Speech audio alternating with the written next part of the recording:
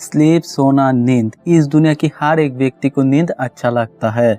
In fact हम में से हर कोई अपने जीवन का 3 भाग का 1 भाग टाइम तो नींद में ही निकाल देते हैं। पर क्या आपके मन में सवाल आया कि हम सोते क्यों है?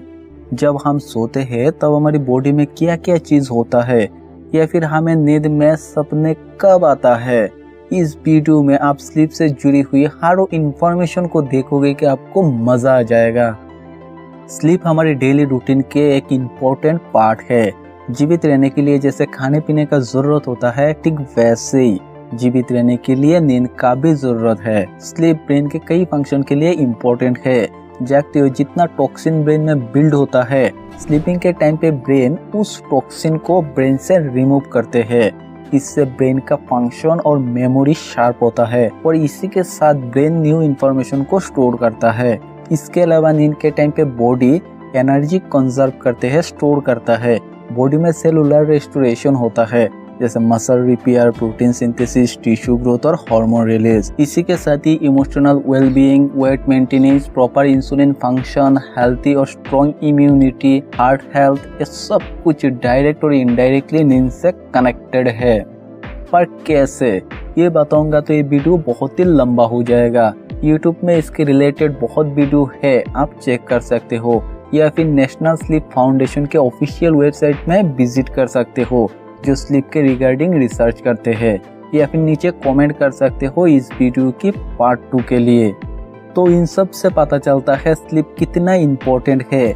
दिन के टाइम पे एक केमिकल जिसका नाम है एडिनोसिन, हमारी बॉडी में इसका लेवल इंक्रीज होने लगता है, जिससे हमें नींद आता है। पर इसके साथ बॉडी के अदर पार्ट्स को भी लॉन्ग पीरियड फंक्शनिंग के बाद थोड़ा रेस्ट करना चाहिए। तो अभी सवाल है, नींद के टाइम पे हमारी बॉडी में क्या क्या होता है? हम जब सोने जाते हैं तब हमारा ब्रेन वेव धीरे धीरे स्लो होने लगता है। बेसिकली हमारा स्लीप साइकिल का 4 स्टेज होता है। साइकिल इसलिए कहा जाता है कि ये जो 4 स्टेज है वो रात में मल्टीपल टाइम्स रिपीट होता रहता है। इनमें से 3 स्टेज होता है नॉन रैपिड आई मूवमेंट, इसको शॉर्ट में नॉन रेम स्लीप भी कहा जाता है। इस स्टेज में आपका आंखों का कोई मूवमेंट नहीं होता है। और एक स्टेज है रैपिड आई मूवमेंट, इसको शॉर्ट में रेम स्लीप भी कहा जाता है। इस स्टेज में आपका आंखों का राइट लेफ्ट ऊपर नीचे मूवमेंट होता रहता है और इसी स्टेज में आप सपने देखते हो। ये स्लीप साइकिल का जो टाइम है वो 70 से लेकर 120 मिनट तक हो सकता है, तो हम एवरेज 90 मिनट मान के चल सकते हैं। 4 में से स्टेज 1, 2 और 3, ये जो 3 स्टेज है उसमें आप नॉन रेम स्लीप में होते हो, मतलब उस टाइम पे आपका आंखों का कोई मूवमेंट नहीं होता है। स्टेज 1 वो स्टेज है जब आप जागे हुए भी होते हो और नींद में भी हो, मतलब लाइट स्लीप। स्टेज 2 में आपका नींद असल में स्टार्ट होता है, बाहर की दुनिया के साथ आप डिसएंगेज होने लगते हो, आपका breathing and heart rate regular होने लगता है और बॉडी टेम्परेचर स्लोली ड्रॉप होने लगता है। नेक्स्ट आता है स्टेज 3। इस स्टेज में आप गहरी नींद में होते हो, ब्लड प्रेशर ड्रॉप होता है, ब्रीदिंग और भी स्लो हो जाता है, मसल रिलैक्स होता है, मसल में ब्लड सप्लाई इंक्रीज होता है, tissue growth and repair, energy restore, hormone release, सब कुछ इस स्टेज में होता है। इसके बाद आते हैं रेम स्लीप, जिस स्टेज पे आप सपने देखते हो। सोने के लगभग 90 मिनट बाद फर्स्ट टाइम आप रेम स्लीप में जाते हो। उस स्टेज में ब्रेन फुल्ली एक्टिव हो जाता है, आई मूवमेंट स्टार्ट हो जाता है, जिससे आप विजुअली सपने को देख पाते हो और आपका बॉडी पैरालाइज्ड हो जाता है, ताकि सपने देखने के दौरान आप कोई एक्ट ना कर पाओ। फर्स्ट टाइम रेम स्लीप बहुत ही कम समय, लगभग 10 मिनट के लिए रहता है और जैसे जैसे स्लीप साइकिल आगे बढ़ता है वैसे वैसे रेम स्लीप का टाइम भी इंक्रीज होने लगता है और रात का जो लास्ट रेम स्लीप है वो 1 घंटा तक रह सकता है और इसीलिए हमें सुबह का सपना ज्यादातर याद रहता है। जब हम सोते हैं तब हमारी बॉडी में स्ट्रेस हार्मोन कोर्टिसोल का लेवल धीरे धीरे इंक्रीज होने लगता है और हमें अगले दिन के लिए अलर्ट करते हैं और साथ ही में हमारा बायोलॉजिकल क्लॉक से हमें पता चल जाता है हमको कब नींद से जगना चाहिए। हमारा ब्रेन का एक पार्ट जिसका नाम है हाइपोथैलेमस, इसके अंदर एक टाइप का सेल रहता है जिसका नाम है सुप्राचियामेस्टिक न्यूक्लियस, शॉर्ट में SCN। ये SCN हमारी बायोलॉजिकल क्लॉक को कंट्रोल करता है। जब लाइट हमारे आंखों में पड़ते हैं तब लाइट आंखों के ऑप्टिक नर्व से ट्रेवल करके ब्रेन के हाइपोथैलेमस के अंदर का सेल SCN में चला जाता है तब एशियन इंटरनल क्लॉक को सिग्नल भेज देता है कि जागने का टाइम हो गया, और साथ ही में ये ब्रेन के अदर पार्ट्स को भी सिग्नल भेज देता है, जो part hormone release, body temperature और अदर फंक्शन को कंट्रोल करता है, जिससे हमें नींद आए या फिर हम जाग जाए। जब एशियन में लाइट जाता है तब एशियन के सिग्नल पे बॉडी टेम्परेचर इंक्रीज होता है, स्ट्रेस हार्मोन कोर्टिसोल और ज्यादा मात्रा में प्रोड्यूस होता है, जिससे हम अलर्ट हो जाए, और साथ ही में मेलाटोनिन हार्मोन रिलीज को कम कर देता है और हम सुबह नींद से उठ जाते हैं। मेलाटोनिन हार्मोन को आप ऐसे समझो, अगर ये प्रोड्यूस होता है तो हमें नींद आएगा। वही एशियन के सिग्नल पे डार्क में मेलाटोनिन ज्यादा प्रोड्यूस होता है और कोर्टिसोल हार्मोन का प्रोड्यूस बंद हो जाता है, और पहले जो कहा था उसका ऑपोजिट सिग्नल भेजते हैं डार्क लाइट में, और हमें नींद आने लगता है। और इवोल्यूशन की बात करूँ तो पहले लोग सनलाइट में ही काम करते थे, चाहे वो जंगल में फूड फाइंड करना हो या फिर शिकार करना, और रात में रेस्ट के अलावा था ही नहीं कुछ करने का। शॉर्ट में बताया, समझ लेना। तो इन सब को अगर एक साथ जोड़ दो तो हम रात को ही क्यों सोते हैं, इसका जवाब आपको मिल जाएगा। सोने से लेके उठने तक क्या क्या होता है, इसका बेसिक इंफॉर्मेशन तो आपको पता चल गया। पर फ्रेंड, स्लीप एक ऐसा चीज है जो कम हुआ तो ये सब प्रॉब्लम हो सकता है।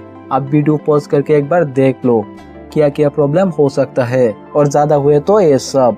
तो हमें इतना ही सोना चाहिए जितना हमारी बॉडी को नींद की जरूरत है, और ये हम तभी कर सकते हैं जब हमें पता हो हमें डेली कितना नींद की जरूरत है। Central for disease control and prevention, short में CDC and national sleep foundation के अकॉर्डिंग मैं आपको बता रहा हूँ कि आपको डेली कितना सोना चाहिए। 0 से 3 मंथ का बेबी को 14 से 17 घंटा सोना चाहिए रोज। किसी किसी के लिए 11 से 13 घंटा भी सही हो जाता है, और किसी किसी के लिए 18 से 19 घंटा भी सही होता है। पर आपको ये ध्यान जरूर रखना चाहिए कि 11 घंटे से कम नहीं होना चाहिए और 19 घंटे से ज्यादा नहीं होना चाहिए। 4 से लेके 11 महीने के बच्चे को 12 से लेके 15 घंटा रोज सोना चाहिए। किसी किसी को 10 से 11 घंटा सोने से भी चल जाता है, और किसी को 16 से 18 घंटे में भी सही हो जाता है। पर 10 घंटे से कम नहीं सोना चाहिए और 18 घंटे से ज्यादा नहीं सोना चाहिए। ऐसे ही 1 से 2 साल का जो बच्चे का है उसको 11 से लेकर 14 घंटा हर रोज सोना चाहिए। किसी किसी को 9 से 10 घंटा सोने से ही चल जाता है, और किसी किसी को 15 से 16 घंटा सोना पड़ता है। पर आपको एक चीज जरूर ध्यान रखना चाहिए कि 9 घंटे से कम नहीं सोना चाहिए और 16 घंटे से ज्यादा नहीं सोना चाहिए। नहीं मीन्स नो। इसके बाद 3 से 5 साल का जो बच्चे हैं उनको 10 से 13 घंटा सोना चाहिए। May be appropriate. इस कॉलम में जो कुछ आप देख रहे हो वो किसी किसी के लिए पर्टिकुलरली सेम होता है, मतलब सही हो जाता है। किसी को 10 घंटा सोने से सही होता है, किसी को 12 घंटा सोना पड़ता है।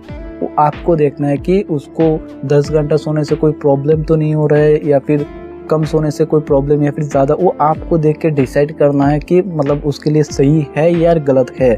पर आपको जो मेन चीज़ ध्यान रखना चाहिए वो है नॉट रिकमेंडेड। मतलब आपको इतना टाइम से कम नहीं सोना चाहिए और उतना टाइम से ज़्यादा नहीं सोना चाहिए। वैसे 3 से 5 साल के बच्चे को 10 से 13 घंटे हर रोज़ सोना चाहिए, पर आपको ये चीज़ ध्यान में रखना है कि वो 8 घंटे से कम नहीं सोना चाहिए और 14 घंटे से ज़्यादा नहीं सोना चाहिए। वैसे 6 से 13 साल के बच्चे को 9 से 11 घंटा सोना चाहिए रोज़। उसको 6 घंटे से कम नहीं सोना चाहिए और 12 घंटे से ज़्यादा नहीं सोना चाहिए। जो टीनेजर है 14 से लेकर 17 साल के बीच, उनको 8 से लेकर 10 घंटे रोज सोना चाहिए। 7 घंटे से कम नहीं सोना चाहिए और 11 घंटे से ज़्यादा नहीं सोना चाहिए। जो यंग एडल्ट है 18 से 25 साल के बीच, उनको 7 से 9 घंटे तक रोज सोना चाहिए। ये भी ध्यान रखना, 6 घंटे से कम नहीं और 11 घंटे से ज़्यादा नहीं। नेक्स्ट जो एडल्ट होता है 26 टू 64 ईयर्स, उनको भी 7 to 9 आवर रोज सोना चाहिए, और उनको भी ध्यान रखना चाहिए कि 6 घंटे से कम ना हो और 10 घंटे से ज़्यादा कभी ना हो। और जिनका उम्र 65 ईयर या उससे भी ज़्यादा है, उनको 7 से 8 घंटा सोना चाहिए। उनको भी ये ध्यान रखना चाहिए कि उनका नींद 6 घंटे से कम ना हो और 9 घंटे से ज़्यादा ना हो। उम्मीद करता हूँ आपको ये वीडियो पसंद आया होगा और आपको पूरा इन्फॉर्मेशन स्लीप के रिगार्डिंग मिल गया होगा। अगर आपको इस वीडियो से कुछ भी जानने को मिला तो प्लीज़ चैनल को सब्सक्राइब कर दीजिए, साथ ही में नोटिफिकेशन बेल को भी ऑन कर दीजिए। आपसे फिर मिलेंगे और एक नए वीडियो के साथ। तब तक के लिए जुड़े रहिए हमारी चैनल T2K फैक्ट्स से।